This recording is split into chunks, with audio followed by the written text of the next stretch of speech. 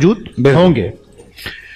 دوسری بات یہ ہے کہ یہ جو چیز جس پر آج آپ نے بہت خوبصورت بات کی، اس ٹاپک کو چھیڑا، اس کی کلیوں کو کھولا، عقدوں کو کھولا، اس کے متعلق اگر میں آقا دو عالم اللہ کے پیارے حبیب دکھی دلوں کے طبیب جناب رسول اللہ صلی اللہ علیہ وسلم کا ایک ہی فرمان علی شان پڑھوں تو میرے خیال میں ساری بات آپ کو سمجھ آ جائے گی۔ آقا دو عالم صلی اللہ علیہ وسلم نے فرمایا اذا لم تستحی فاصنع ما شئت، جب تم حیا نہ کرو جو چاہے کرو، تمہاری اہمیت ختم، تمہارا مقام ختم، تمہارا رتبہ ختم۔ اذا لم تستحی فاصنع ما شئت، جب تم حیا نہ کرو، تم میں حیا نہ رہے، پھر تم کسی کام کے نہیں ہو۔ تو یہ پوری دنیا کو بے حیا بنانے کا بنیادی مطلب یہ ہے کہ اس قوم کی اللہ کے ہاں اور اس کے رسول صلی اللہ علیہ وسلم کے ہاں کسی قسم کی کوئی اہمیت نہیں رہے گی۔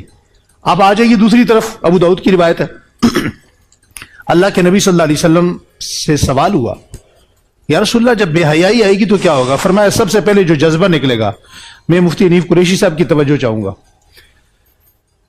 سب سے پہلے جب بے حیائی آئے گی تو کیا ہوگا؟ فرمایا حضور نے یہ نہیں فرمایا کہ وہ بندہ نماز چھوڑے گا، وہ روزہ چھوڑے گا، وہ فلاں چھوڑے گا، وہ افطاری چھوڑے گا، وہ چرس پیے گا، وہ پاؤڈر پیے گا، وہ فلاں کرے گا۔ نہیں، حضور نے فرمایا جس قوم میں بے حیائی گئے گی وہ جہاد چھوڑے گا۔ اللہ، اس سے اگلا جملہ ابو داؤد ہی کی روایت ہے، نبی کریم علیہ الصلوۃ والتسلیم نے کیا فرمایا؟ جب میری قوم، میری امت جہاد چھوڑے گی تو یہ وہ وقت تھا، حضرت ابو موسیٰ اشعری فرماتے ہیں کہ جس وقت آقا دو عالم صلی اللہ علیہ وسلم یہ بات جناب صدیق اکبر سے فرما رہے ہیں، اس وقت میں دیکھ رہا ہوں کہ نبوت کی آنکھوں میں آنسو ہیں، اور وہ آنسو نبوت کی داڑھی سے نکل کر آپ کے کرتے مبارک پر، آپ کے بشت مبارک پر آ گئے۔ سیدنا صدیق اکبر نے گھٹنے پہ ہاتھ رکھا، فرمایا یا رسول اللہ صلی اللہ علیہ وسلم کوئی زیادہ پریشانی والی بات ہے؟ فرمایا ابو بکر یہ وہ وقت ہوگا کہ جب میری قوم بے حیائی کو اختیار کرے گی اور پھر اس سے جذبہ جہاد نکلے گا، پھر ذلت کو اللہ جل شانہ اس قوم پر مسلط فرما دیں گے۔ اذا ترکتم الجہاد فسلط اللہ علیہم الذلہ۔ مجھے آپ ایمانداری سے بتائیے، یہ علماء کا پینل یہاں بیٹھا ہے، اگر میں غلط کہوں تو یہ مجھے ٹوک بھی سکتے ہیں اور یہ پھر تصدیق بھی کر سکتے ہیں، بتا سکتے ہیں کہ میں بات غلط کر رہا ہوں یا ٹھیک کر رہا ہوں۔ آج پوری دنیا کے اندر میں ان لوگوں کی بات نہیں کر رہا جنہوں نے جہاد کے نام پر پیٹ پالے، جنہوں نے جہاد کے نام پہ دہشت گردی کی، جنہوں نے جہاد کے نام پہ لوگوں کو قتل کیا، انتقام لیا۔ میں یہ بات کہہ رہا ہوں کہ کیا جہاد کو میرے ملک میں یا پوری دنیا میں جرم نہیں بنا دیا گیا؟ بالکل، بہت اچھی بات۔ اگر جہاد جرم ہے تو سمجھیے کہ دشمن اپنے کام میں بڑی تیزی کے ساتھ کامیاب ہو رہا ہے۔ کامیاب کیوں؟ وہ جس طرح ابھی قریشی صاحب نے ایک حوالہ دیا نا جی قریظہ کا، الیہود والنصارى من جزیرۃ العرب، حضور نے فرمایا ان کو نکالنا ہے۔ نکالا کس نے؟ عمر نے۔ نکالا کس نے؟ جناب علی المرتضیٰ نے۔ حضرت عمر رضی اللہ تعالیٰ نے فلسطین میں مسجد اقصیٰ میں کھڑے ہو کر کہا تمہارا یہ کیا کام؟ چابی دو، کس کو؟ نکلو۔ وہ آج تک نہیں بھولے۔ اس کی ایک چھوٹی سی ایگزامپل دوں، ہمارے سیالکوٹ چونکہ بزنس کی منٹی ہے نا، سیالکوٹ میں ہمارے ایک دوست ہیں، انہوں نے فیکٹری بنائی، فیکٹری کے اندر وہ مسجد بنانے لگے تو انہیں پتہ نہیں تھا کہ یہ جو بندہ فرانس کے ویزے پر، فرانس کے پاسپورٹ پر ہمارے پاس آیا ہے، یہ بندہ فرانس کا نہیں ہے، یہ کہیں اور کا ہے۔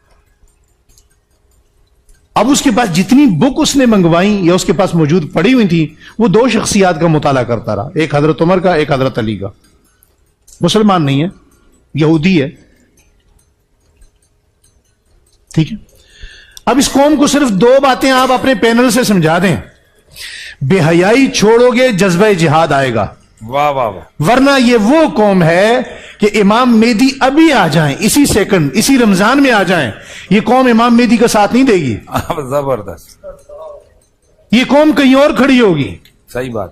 یہ رنگینیوں والی قوم ہے، یہ رنگین پسند قوم ہے، یہ بے حیائی پسند قوم ہے، یہ فحاشی پسند قوم ہے، یہ تقوی پسند قوم نہیں ہے۔ اور تقوی پسند وہ لوگ ہوں گے، ان کی نشانی یہ ہوگی کہ وہ ہمیشہ حق کے ساتھ جڑے رہیں گے۔ آج سارے علماء، چلو ہم لوگوں کو کہتے ہیں نا مولوی لڑاتے ہیں، ہم کھڑے ہو جاتے ہیں ایک جگہ پہ، ہمارا اتفاق ہو جاتا ہے، کتنے لوگ ہمارے ساتھ دیں گے؟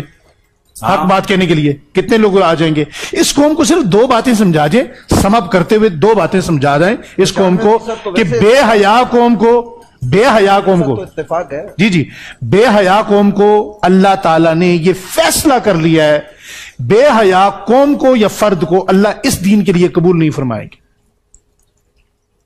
اس دین کے لیے بے حیا بندے کو قبول نہیں کیا جائے گا. یہ سارا وہ پروگرام ہے.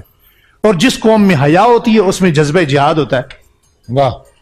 بدر میں کیا تھا, واہ. احد میں کیا تھا, خندق میں کیا تھا, تبوک میں کیا تھا. اس قوم کو دو چیزیں سکھا دیں. اگر جذبہ جہاد کو لانا ہے اس کے لیے حیا اختیار کرنی پڑے گی. اذا لم تستحی فاصنع ما شئت. بس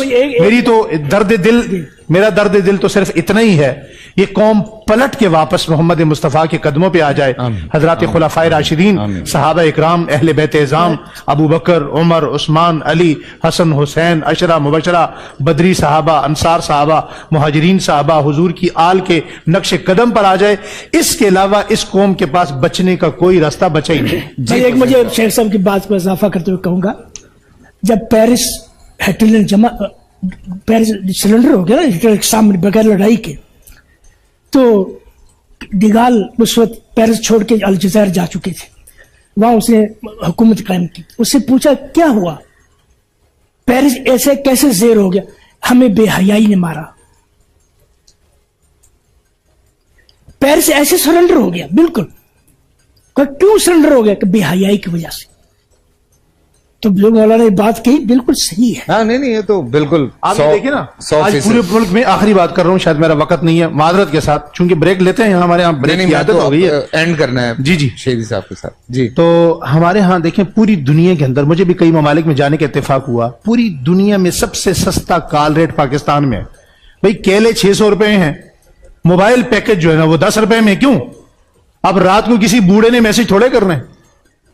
نائٹ پیکج فری ہے, دن کے پیکج کا پیسے لے رہی ہیں کمپنیاں. کیوں؟ ان کو پتا ہے کہ قوم بے حیا بنے گی تو اپنے دین سے ہٹے گی. واہ واہ واہ. میں سب سے پہلے تو مفتی ابو محمد صاحب کا واقعی شکر گزار ہوں دل کی گہرائیوں سے. آج انہوں نے یہ جو ابھی گفتگو کی ہے نا, دل جیتا ہے, اور بہت خوبصورت گفتگو کی ہے, اور دل کے اندر کے جو جذبات ہیں وہ انہوں نے ظاہر کیے ہیں اور سب تک پہنچائے ہیں. اور اسی طرح سے بات میں صرف بریکٹ لگا رہا ہوں, یہ ایسی گفتگو فرما رہے ہیں. اصل میں کیا ہوتا ہے کہ ہم نے جب ان کو دور سے دیکھا تو ہم سمجھتے تھے یہ پتہ نہیں ہے کوئی خلائی مخلوق ہے, اور یہ ہمیں خلائی مخلوق سمجھتے تھے. جب ہم نے ایک دوسرے کو پہچانا تو کل پرسوں میں ایک ساتھی کو کہہ رہا تھا کہ یہ ایسی گفتگو کیا, ہم چپ کریں, یہ بولتے رہے, ہم سنتے رہے. ماشاءاللہ ماشاءاللہ.